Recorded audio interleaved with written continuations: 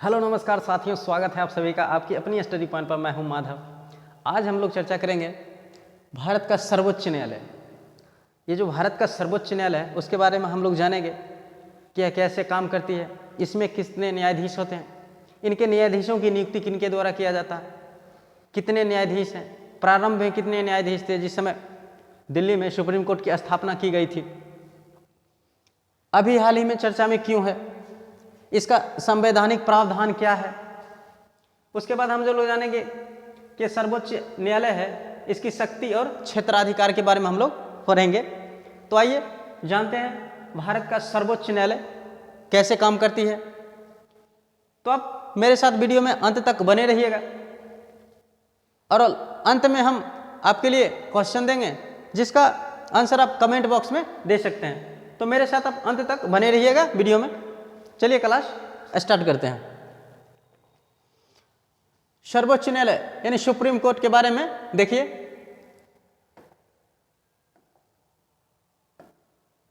यह न्यायालय समीक्षा की शक्ति के साथ देश का शीर्ष न्यायालय है। यह देश का शीर्ष न्यायालय है सुप्रीम कोर्ट, यानी भारत का सर्वोच्च न्यायालय। यह एक संघीय न्यायालय, अपील का सर्वोच्च न्यायालय, नागरिकों के मौलिक अधिकारों का गारंटर और संविधान का संरक्षक है। मौलिक अधिकार का संरक्षण भी करती है। यह देश का सर्वोच्च न्यायालय भी है। उसके बाद अपील का सर्वोच्च न्यायालय भी है। यह संघीय न्यायालय भी है। उसके बाद देखते हैं, यह भारत के संविधान के तहत न्याय की अपील के लिए अंतिम न्यायालय है। जो मुजरिमों के द्वारा अपील किया जाता है अपने बचाव के पक्ष में, यह सुप्रीम कोर्ट अंतिम न्यायालय है अपील के लिए अंतिम न्यायालय है सुप्रीम कोर्ट।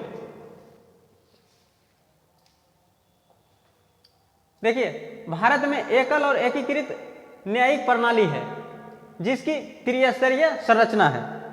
यह जो सुप्रीम कोर्ट है, यह जो एकीकृत न्यायिक प्रणाली है भारत में, उसका 3 स्तर बनाया गया है। देश स्तर पर सर्वोच्च न्यायालय, राज्य स्तर पर उच्च न्यायालय एवं जिला स्तर पर अधीनस्थ न्यायालय की प्रावधान किया गया है। उसके बाद हम लोग देखते हैं, सर्वोच्च न्यायालय द्वारा घोषित कानून भारत के सभी न्यायालयों के लिए बाध्यकारी होता है। सर्वोच्च न्यायालय जो निर्णय सुनाती है वह एक जो अन्य न्यायालय है उनके लिए बाध्यकारी होता है। उसके बाद देखते हैं कि भारतीय संविधान के भाग 5, भारतीय संविधान का जो भाग 5 है, यह संघ से संबंधित है, में सर्वोच्च न्यायालय का प्रावधान किया गया है। जो भारतीय संविधान का भाग 5 है, इसमें सर्वोच्च न्यायालय का प्रावधान किया गया है। उसके बाद देखते हैं, अनुच्छेद 124 से 147 तक के प्रावधान सर्वोच्च न्यायालय के संगठन, स्वतंत्रता, अधिकार क्षेत्र, शक्तियों एवं प्रक्रियाओं से संबंधित है। यह जो आर्टिकल 124 से 147 तक दिया गया है, इसमें प्रावधान जो किया गया है सर्वोच्च न्यायालय के लिए, इसमें यह संगठन है, स्वतंत्रता के बारे में प्रावधान है, अधिकार क्षेत्र का कहाँ तक इसका अधिकार क्षेत्र है उसके बारे में चर्चा है, शक्तियों के बारे में चर्चा है। इस तरह जो सुप्रीम कोर्ट का क्षेत्राधिकार है उसकी चर्चा आर्टिकल में किया गया है। देखिए, अनुच्छेद 124(1) में कहा गया है, अनुच्छेद 124(1) में कहा गया है कि भारत का एक सर्वोच्च न्यायालय होगा। भारत का एक सर्वोच्च न्यायालय होगा जिसमें एक मुख्य न्यायाधीश होंगे। कहा जा रहा है कि 124 आर्टिकल 124 के 1 में कहा गया है कि भारत का एक सर्वोच्च न्यायालय होगा और उसका एक मुख्य न्यायाधीश होगा। संगठन, ये जो संगठन है उसके बारे में कहा जा रहा है कि वर्तमान में सुप्रीम कोर्ट में 34 न्यायाधीश हैं। अभी जो वर्तमान में सुप्रीम कोर्ट में 34 न्यायाधीश हैं। जिस समय इसका स्थापना हुआ था उस समय 34 न्यायाधीश नहीं थे। उस समय 8 न्यायाधीशों का प्रावधान किया गया था कि 8 न्यायाधीश होंगे, लेकिन अभी वर्तमान में 34 न्यायाधीश हैं सुप्रीम कोर्ट में, जिसमें एक मुख्य न्यायाधीश हैं और 33 अन्य न्यायाधीश हैं। आगे देखते हैं कि मूल रूप से सुप्रीम कोर्ट में न्यायाधीशों की संख्या 8 थी। जिस समय सुप्रीम कोर्ट की स्थापना हुआ था दिल्ली में, उस समय न्यायाधीशों की संख्या 8 थी। अभी वर्तमान उस समय एक मुख्य न्यायाधीश और 7 अन्य न्यायाधीश थे। उस समय निर्धारित किया गया था, जिस समय सुप्रीम कोर्ट की स्थापना हुआ था दिल्ली में, उस समय निर्धारित किया गया था कि 8 न्यायाधीश होंगे, जिसमें एक मुख्य न्यायाधीश और 7 अन्य न्यायाधीश होंगे। लेकिन वर्तमान में अभी 34 न्यायाधीश हैं, एक मुख्य न्यायाधीश और 33 अन्य न्यायाधीश निर्धारित की गई है। देखिए, संसद उन्हें विनियमित करने के लिए अधिकृत है। उसके बाद देखिए, कहता है कि न्यायाधीशों की नियुक्ति, ये सुप्रीम कोर्ट की जो न्यायाधीश होते हैं उनकी नियुक्ति कैसे की जाती है, किनके द्वारा की जाती है, उनके नियुक्ति का क्या प्रावधान है, उसके बारे में देखिए। कहता है कि सुप्रीम कोर्ट के न्यायाधीशों की नियुक्ति राष्ट्रपति द्वारा किया जाता है। ये सुप्रीम कोर्ट की न्यायाधीशों की नियुक्ति राष्ट्रपति के द्वारा किया जाता है।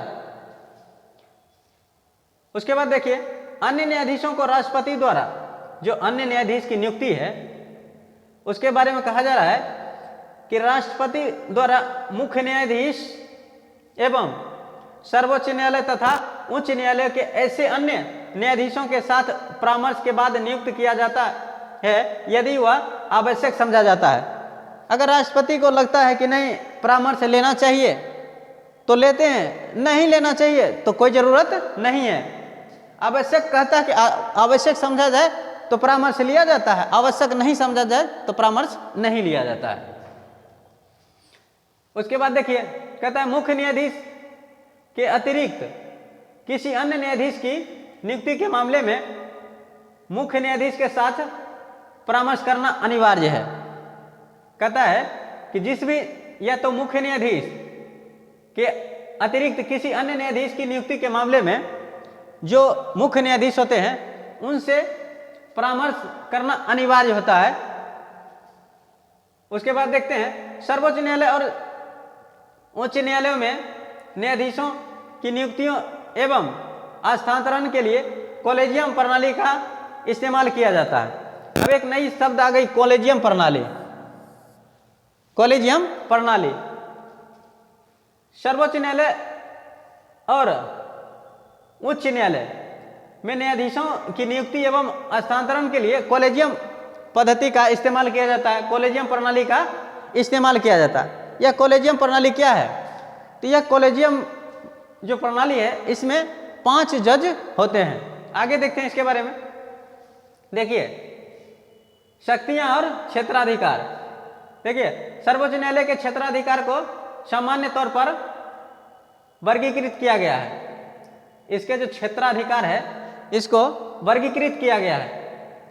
देखिए, मूल क्षेत्राधिकार, अपीलीय क्षेत्राधिकार, सलाहकार क्षेत्राधिकार, इसे 3 क्षेत्राधिकार में विभाजित किया गया है।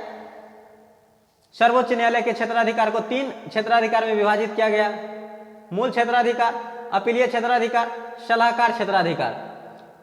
मूल क्षेत्राधिकार के बारे में देखते हैं। यह संघीय न्यायालय के रूप में या भारतीय संघ की विभिन्न इकाइयों के बीच विवादों का फैसला करता है। जो भी विवाद होते हैं भारत के संघ की इकाइयों में के बीच, जो भी विवाद होते हैं उसका निपटारा इसके द्वारा किया जाता है, मूल क्षेत्राधिकार के द्वारा। देखिए, कहता है केंद्र व 1 या अधिक राज्यों के मध्य या 2 या अधिक राज्यों के मध्य जो विवाद होता है उसका निपटारा डायरेक्ट सुप्रीम कोर्ट करेगी, इसके क्षेत्राधिकार के अंतर्गत आएगा। उसके बाद देखते हैं अपीलीय क्षेत्राधिकार। जो सुप्रीम कोर्ट का अपीलीय क्षेत्राधिकार है उसके बारे में देखते हैं कि यह मुख्य रूप से अपील हेतु अदालत है और कह रहा है कि यह जो है मुख्य रूप से अपील के लिए ही अदालत है, सिर्फ आप अपील कर सकते हैं और निचली अदालतों के निर्णयों के खिलाफ अपील सुनता है। जो निचला अदालत जो सुप्रीम कोर्ट से नीचे है, उच्च न्यायालय या अधीनस्थ न्यायालय के द्वारा जो फैसला सुना दिया जाता है उसका अपील किया जाता है सुप्रीम कोर्ट में। उसके बाद देखते हैं सलाहकार क्षेत्राधिकार। अनुच्छेद 143 के तहत संविधान राष्ट्रपति को 2 श्रेणियों के मामले में सुप्रीम कोर्ट की राय लेने का अधिकार देता है। कहता है कि 2 मामले, कौन कौन मामला है? 2 मामला है जिसमें सलाहकार क्षेत्राधिकार इसको दिया गया है। कहता है सार्वजनिक महत्व के किसी मामले पर विधिक प्रश्न उठने पर या प्रश्न उठने की संभावना हो, ऐसा कोई सार्वजनिक मामला जिस पर या तो प्रश्न उठाया जा सकता है या प्रश्न उठाने की संभावना होती है, उस पर यह सलाहकार के रूप में कार्य करता है। उसके बाद देखते हैं किसी पूर्व संवैधानिक संधि, मतलब कोई पूर्व पहले संवैधानिक संधि हुआ है या समझौते या परसंविदा आदि सनद संबंधी मामलों पर कोई विवाद उत्पन्न होने पर, इस प्रकार का कोई विवाद उत्पन्न होता है, इस पर यह सलाहकार क्षेत्राधिकार के रूप में कार्य करता है। उसके बाद है देखिए अभिलेख न्यायालय। सर्वोच्च न्यायालय के निर्णय, जो सर्वोच्च न्यायालय के द्वारा निर्णय दिया जाता है, यह एक अभिलेख न्यायालय के रूप में कार्य करता है। सर्वोच्च न्यायालय के निर्णय कार्यवाही और उसके फैसले सार्वकालिक अभिलेख एवं साक्ष्य के रूप में दर्ज किए जाते हैं। जो भी मामले में सुप्रीम कोर्ट फैसला सुनाती है, यह अभिलेख न्यायालय के रूप में कार्य करता है। उसके बाद देखते हैं ये रिकॉर्ड विधिक संदर्भों की तरह स्वीकार किए जाते हैं। यह सबके द्वारा स्वीकार होता है, सबके द्वारा मान्य होता है, जो सुप्रीम कोर्ट के द्वारा निर्णय दिया जाता है। उसके बाद देखते हैं इसके पास न्यायालय की अवमानना करने पर दंडित करने का अधिकार है। अगर कोई व्यक्ति इसको मानने से अधिकार करता है, मतलब नहीं मानता है या मानने से स्वीकार नहीं करता है या अस्वीकार करता है उसके, तो उसके लिए उसे दंडित करने का भी प्रावधान है। कहता है न्यायिक समीक्षा की शक्ति सुप्रीम कोर्ट को केंद्र और राज्य दोनों के विधायी अधिनियमों और कार्यकारी आदेशों की संवैधानिकता की जांच करने की शक्ति है। कहता है कि केंद्र और राज्य दोनों के विधायी अधिनियमों और कार्यकारी आदेशों की संवैधानिक जांच करने की शक्ति सुप्रीम कोर्ट को प्राप्त है।